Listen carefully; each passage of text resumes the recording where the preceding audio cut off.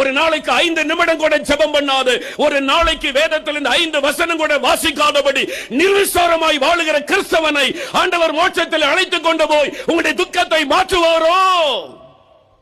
வஞ்சிக்கப்பட்டு போகாதிருங்கள். வெறும் பக்தியை கண்டு ஏமாந்து போகிறவர் அல்ல தேவன். பக்தி எல்லா மதத்தில் உள்ள மக்களுக்கும் இருக்கிறது.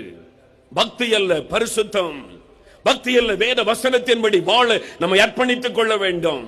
அவர்கள் தான் பரலோக ராஜ்யத்திற்குள்ளே செல்ல முடியும். அவங்க கண்ணீரை தான் ஆண்டவர் துடைப்பார். ஒரு நாளைக்கு 5 நிமிஷம் கூட ஜெபம் பண்ணாத கிறிஸ்தவர்கள் எத்தனை பேர்? ஒரு நாளைக்கு பைபிள்ல 5 வசனம் கூட வாசிக்காத கிறிஸ்தவர்கள் எத்தனை பேர்? ராத்திரி பகல முழங்கால நின்று மணிக்கணக்காக 3 மணி நேரம் 4 மணி நேரம் ஜெபம் பண்ணி ஆத்துமாக்காக அழுது கொண்டிருக்கிற கோடிக்கணக்கான விசுவாசிகளை உலகத்திலே கர்த்தர் வைத்திருக்கிறார். அவர்களைத்தான் தேவன் கண்ணீரை துடைத்து சந்தோஷத்துக்குள்ளே கொண்டு போவார்.